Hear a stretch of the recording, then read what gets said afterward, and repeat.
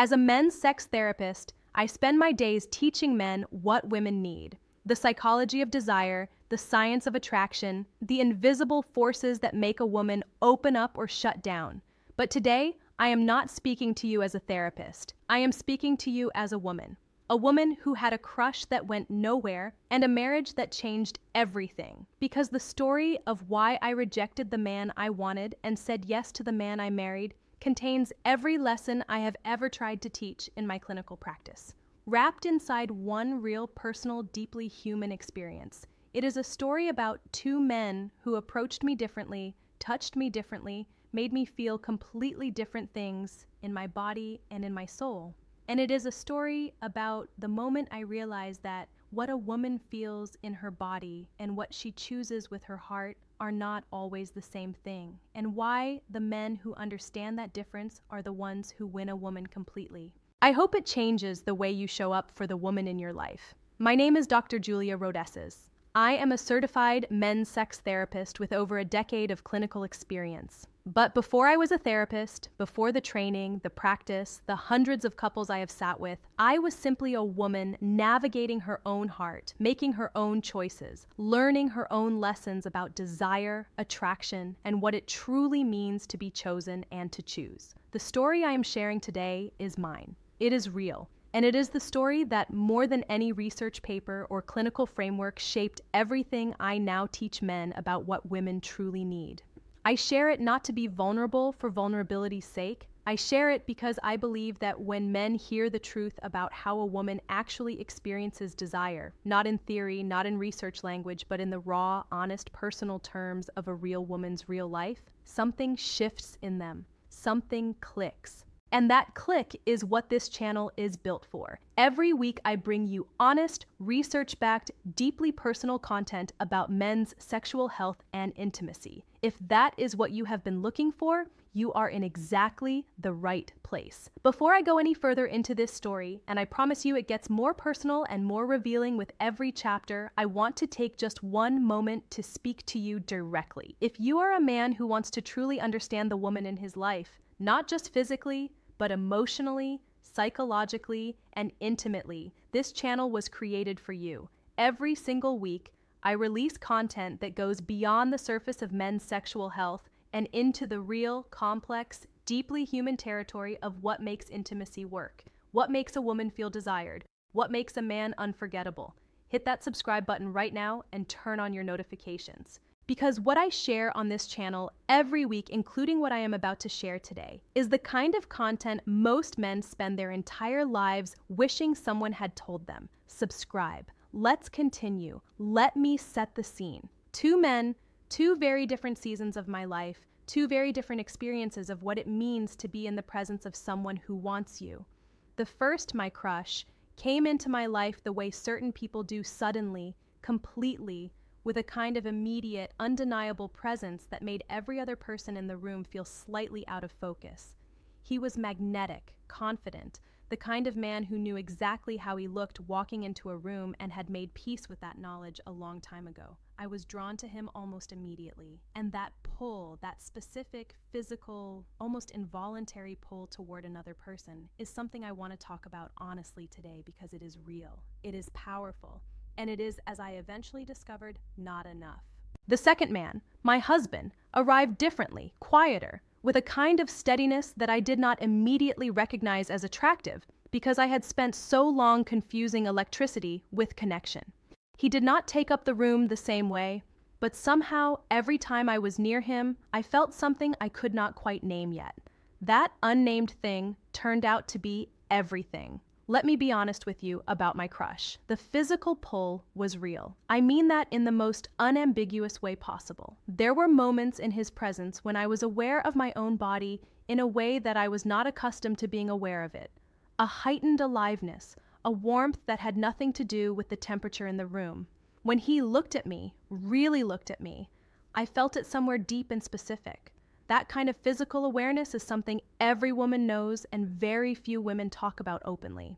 It is the feeling of being wanted, of being looked at the way someone looks at something they intend to have. And for a time, I will not pretend otherwise, It was intoxicating. He was physically present in a way that was almost aggressive in its confidence. The way he moved close, the way he let his eyes hold mine a beat longer than was strictly necessary, the way a conversation with him always felt like the beginning of something more. My body responded to him the way bodies respond to things they want, openly, immediately, without asking permission from my mind first.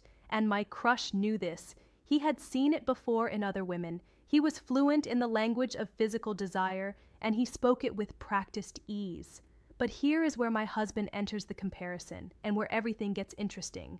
My husband's physical pull was quieter, slower, less of a lightning strike, and more of a tide coming in. So gradual, you almost don't notice it until you realize the shore has completely changed. He was not pursuing me with that same aggressive physical confidence. He was simply near me, present with me, interested in me. Not in the way the crush was interested, which was the interest of a man who sees something he wants to possess, but in the way a person is interested in something that genuinely fascinates them. And I noticed slowly, and then all at once, that my body was responding to him too, differently than it responded to the crush. Less like a spark and more like a slow, deep warmth that settled somewhere I could not quite locate but could absolutely feel. Research tells us that physical arousal is not simply a response to physical appearance. It is a response to how someone makes us feel in our own body. How safe we feel, how seen we feel, how genuinely desired, not as an object of pursuit, but as a person worth knowing.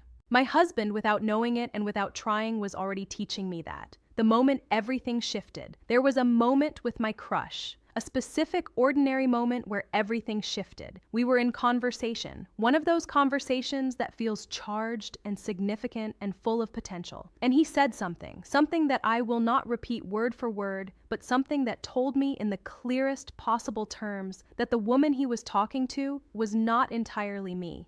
It was not cruel. It was not intentionally dismissive. But it was the kind of thing a man says when he has been looking at you, really looking at you, but has somehow, despite all that looking, not yet seen you. He had been watching my surface, and when he opened his mouth, he described what he saw there. And what he described was the version of me that existed before you knew me, the version that was appealing from across the room. The version that was about how I looked and how I made him feel and what he imagined I might offer. Not the person underneath all of that, not me. And something in me went quiet. Not angry, not devastated, just quiet. The way a door closes softly when you finally understand it opens from the inside. Now here is what my husband did differently. In one of our earliest real conversations, one of those conversations that happens almost by accident that goes on far longer than either person planned, he said something that stopped me completely. Again, I will not give you the exact words, but what he communicated clearly, specifically, without any artifice or performance, was that he had been paying attention, not to the surface, to me, to the specific, particular, irreplaceable person I actually was. He referenced something I had said weeks earlier that I had completely forgotten saying, something small, something that most people would have let wash past them without catching. And the fact that he had caught it, held it, remembered it, brought it back to me in that moment told me something about the quality of his attention that no amount of physical magnetism could have communicated. He saw me, not the idea of me, not the version of me that was useful or attractive or convenient to his desires. Me. And I want you to understand something fundamental about female psychology in that moment. The moment a woman feels truly seen by a man, not desired, not pursued, not complimented, but genuinely seen, her attraction to him does not just grow. It transforms. It moves from the category of want into the category of need, from the category of interest into the category of trust. And trust, as every woman knows and almost no man is taught, is the foundation of every great intimacy she will ever experience. Here is something I learned from these two experiences that I now consider one of the most important truths in my clinical practice. A woman's body knows things before her mind admits them. With my crush, my body was alive in his presence, but there was a specific quality to that aliveness that I did not fully understand until later. It was heightened, slightly anxious, the kind of physical awareness that lives alongside a low hum of uncertainty, because desire without safety always carries that note of unease beneath the surface. I wanted him, but I was never entirely comfortable wanting him, because somewhere beneath the attraction, beneath the warmth and the electricity and the very real physical pull, my nervous system was quietly registering something my conscious mind had not yet named. This man does not make you feel safe. Not unsafe in a dramatic or obvious way, but in the subtle, continuous way that happens when you are in the presence of someone whose desire for you is real, but whose interest in you is primarily about what you represent to him rather than who you actually are. A woman's body feels this even when she does not yet have language for it. With my husband, it was different. The physical experience of being near him was, and I want to be precise here because precision matters, deeply, quietly, profoundly relaxed. And that relaxation, that specific physical ease in his presence, turned out to be one of the most powerfully arousing things I had ever experienced. Because here is the truth that most men never hear, and almost every woman knows instinctively. For a woman, genuine physical arousal, the kind that goes deep rather than just bright, is inseparable from emotional safety.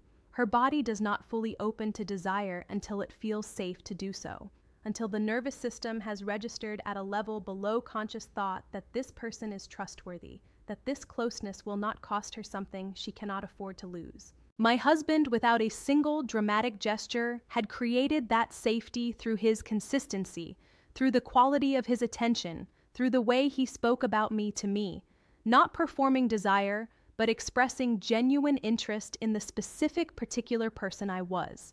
And what happened to my physical experience of him as a result was remarkable. The quiet warmth I had initially felt in his presence deepened, expanded, became something richer and more textured than anything the electric charge of the crush had ever produced. Desire rooted in being truly known is a different animal entirely from desire rooted in pure physical chemistry. It is slower to arrive, but it is also slower to leave. And it has an intimacy to it, a specific quality of physical closeness that feels less like two bodies meeting and more like two people arriving.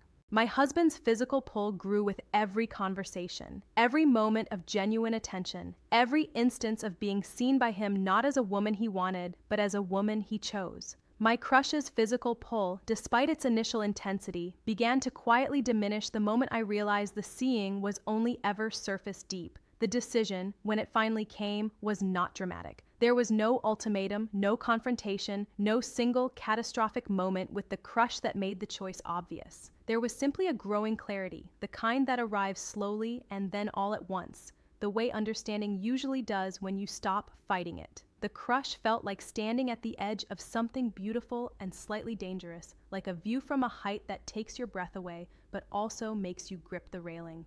There was exhilaration there. Real, genuine physical exhilaration, but beneath it, always that quiet grip, that slight tightening of the chest that comes when desire lives in uncertainty. I realized in one of those moments of unexpected self-honesty that arrive uninvited and will not leave until you acknowledge them, that I was always performing slightly in his presence, always slightly curated, always aware of how I was being received in a way that left a thin but consistent layer of distance between who I was and who I was choosing to show him. That distance is not intimacy. That distance is longing. And longing, however beautiful it feels in small doses, is not what a woman builds a life on. My husband felt like something else entirely. He felt like home, not in the comfortable, settled, passionless sense that the word sometimes implies, but in the way that a home at its best feels, like a place where you do not have to manage yourself. Where the full, complicated, unedited version of you is not just tolerated, but genuinely welcomed. In his presence, I was not performing. I was simply being and being truly being with another person without the constant low-level effort of self-management. That is an intimacy more profound than almost anything the body alone can produce. The day I said yes to my husband, I did not feel the electric charge of the crush. I felt something quieter and more permanent. I felt chosen, not for what I looked like or what I offered or what I represented, but for who I actually was. And I want every man watching this to understand something. That feeling of being chosen for who you actually are, is what every woman is ultimately waiting for from every man she will ever consider giving her heart to. The crush pursued what he saw. My husband chose who he knew. And that difference is everything. Now, let me step back into my therapist chair for a moment, though I promise I am still speaking to you as a woman. Because what I have just shared is not just my story. It is a story I have heard echoed in different forms by virtually every woman I have ever worked with clinically. The details change, the men change, the specific words and moments change, but the underlying architecture is always the same. And that architecture contains 5 specific lessons that I want every man watching this to carry with him. Lesson 1, physical attraction opens the door. Character decides whether she walks through it. The crush had the physical pull, he knew it, he used it, and it worked up to a point. But physical attraction in a woman's psychology is an invitation to look more closely, not a destination. What she finds when she looks more closely, the quality of his attention, the depth of his interest, the integrity of how he sees her, that is what determines whether the attraction becomes something she chooses to act on. If you want to be more than a fleeting desire in a woman's life, give her something worth looking at when she looks past the surface. Lesson 2. Seeing a woman is not the same as looking at her. The crush looked at me constantly. My husband saw me. The difference is not subtle. Looking is about reception, taking in what is there for your own pleasure or interest. Seeing is about attention, genuine, sustained, specific attention to the particular person in front of you. Women feel the difference instantly. They cannot always articulate it, but they feel it in their bodies before their minds have processed it. Be the man who sees her. Remember what she says. Notice what she does not say. Pay attention to the specific, irreplaceable details of who she actually is. Lesson 3. Safety is the most underestimated aphrodisiac in existence. Everything I felt physically with the crush was real, but it lived alongside an undercurrent of uncertainty that never fully went away. My husband created safety through consistency, through genuine interest, through the quality of his presence. And that safety produced a physical arousal that was deeper, richer, and more lasting than anything the electricity of the crush had produced. If you want the woman you love to open to you, not just physically but completely, make her feel safe in your presence, in your words, in the consistency between what you say and what you do. Lesson 4. The performance of desire is not the same as genuine desire. The crush was fluent in the language of wanting. He knew how to communicate desire effectively. But there was a performance quality to it, a practiced ease that over time began to feel like a script rather than a truth. My husband's desire was less polished, less confident on the surface, but it was unmistakably real. Women are extraordinarily sensitive to the difference between a man who is performing desire and a man who is genuinely experiencing it. Be the man who is genuinely experiencing it. Lesson 5. Being chosen for who you are is what every woman is ultimately waiting for. Not for what she looks like, not for what she offers, not for the version of herself she presents in her best moments. For the full, complicated, unedited, deeply specific person she actually is. When a woman truly feels that she has been seen in her entirety and chosen anyway, her desire, her trust, and her commitment deepen in ways that nothing else can produce. That is what my husband gave me. That is what every man over 60 has the capacity to give the woman in his life. Not through grand gestures or perfect words, through the daily, patient, genuine practice of truly seeing her. Let me bring this full circle. 2 men, one I wanted with my body, one I chose with everything I had. The difference between them was not looks, not words, not any single dramatic moment or perfectly executed gesture. The difference was this: one man knew how to make me feel desired, the other man made me feel known. And known truly, specifically, patiently known, is what every woman is waiting to feel. From the man she will give her whole self to. For men over 60, men who have shared years or decades with the women they love, this lesson is not about starting over. It is about going deeper. You already know her, or you think you do. But do you show her that you know her? Do you reference the things she told you that most people would have forgotten?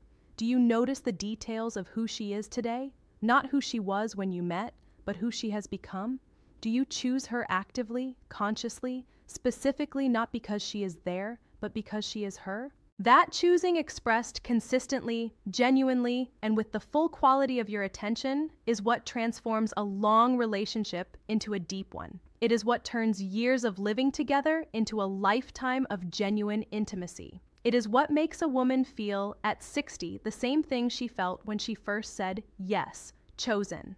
If today's video moved something in you, if it gave you a new way of seeing the woman in your life, or a renewed commitment to showing up for her more fully, then please do one thing right now. Hit that subscribe button if you haven't already, and share this video with a man who needs to hear it, because this kind of honesty, a woman speaking openly about what she truly needed from the men in her life, is rare, and it deserves to reach every man who is ready to receive it.